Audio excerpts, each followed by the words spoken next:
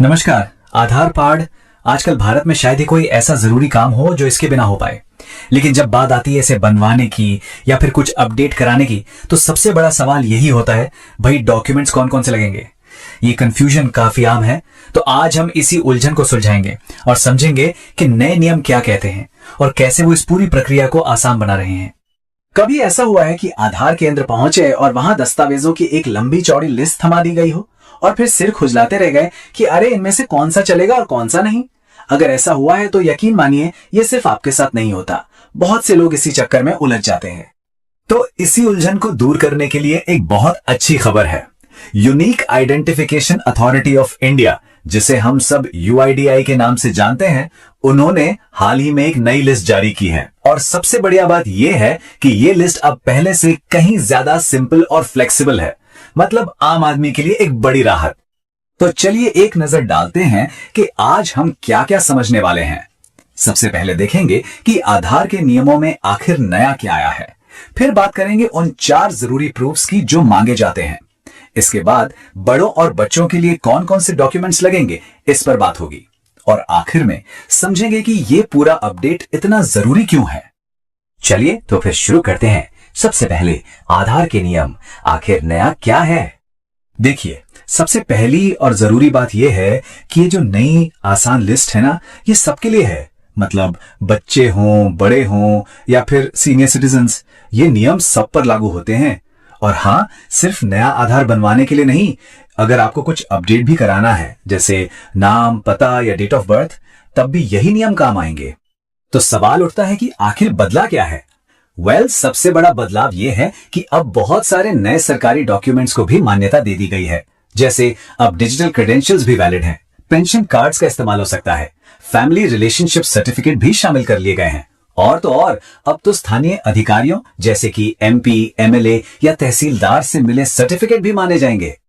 ठीक है, ये तो हो गए बदलाव, पर ये डॉक्यूमेंट्स असल में किस काम आते हैं, चलिए इसे समझते हैं हमारे दूसरे सेक्शन में, वो 4 प्रूफ जिनकी बात होती है।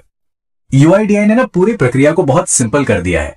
उन्होंने इसे 4 मेन कैटेगरीज में बांट दिया है ताकि कोई कंफ्यूजन ही न रहे। सबसे पहला है प्रूफ ऑफ आइडेंटिटी, POI, मतलब पहचान का सबूत जिसमें नाम और फोटो हो।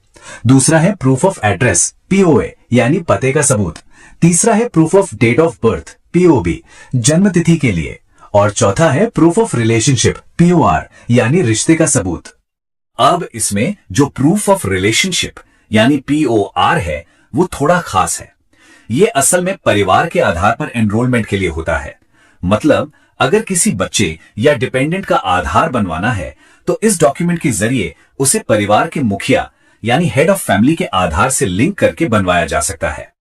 चलिए अब आगे बढ़ते हैं और बात करते हैं हमारे तीसरे सेक्शन की। बड़ों के लिए कौन कौन से डॉक्यूमेंट्स चाहिए। अगर उम्र 18 साल से ज्यादा है तो अब ऑप्शंस काफी बढ़ गए हैं। मिसाल के तौर पर पहचान के लिए Indian passport, voter ID, driving licence, ये सब चलेंगे। एड्रेस प्रूफ के लिए पिछले 3 महीने का कोई भी बिजली पानी का बिल, बैंक की पासबुक या प्रॉपर्टी टैक्स की रसीद भी काम आ जाएगी। और जहां तक डेट ऑफ बर्थ की बात है, तो बर्थ सर्टिफिकेट, पासपोर्ट या किसी बोर्ड या यूनिवर्सिटी का सर्टिफिकेट सबसे कॉमन ऑप्शंस है। और देखिए, इन नियमों को आसान बनाने का सबसे बड़ा फायदा यह है कि अब देश के ज्यादा से ज्यादा लोग आधार बनवा या अपडेट करवा पाएंगे। इसमें सीनियर सिटीजन्स भी हैं, पेंशनर्स भी हैं और यहां तक कि कैदियों को भी शामिल किया गया है। तो ये वाकई एक बहुत इंक्लूसिव, यानी सबको साथ लेकर चलने वाला कदम है।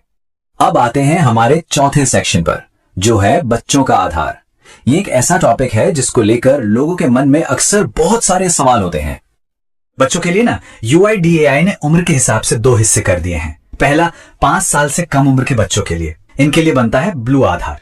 इसके लिए बस बर्थ सर्टिफिकेट या फिर माता पिता में से किसी एक का आधार चाहिए होता है। इस उम्र में बच्चों के बायोमेट्रिक्स मतलब फिंगरप्रिंट या आइरिस स्कैन नहीं लिए जाते। लेकिन याद रखने वाली बात यह है कि बच्चे के 5 साल का होते ही बायोमेट्रिक्स अपडेट कराना जरूरी, एकदम मैंडेटरी है। अब बात करते हैं 5 से 18 साल के बच्चों की। इनके लिए बड़ों वाली लिस्ट से ही कोई भी वैलिड डॉक्यूमेंट चल जाता है और इनके बायोमेट्रिक्स भी लिए जाते हैं।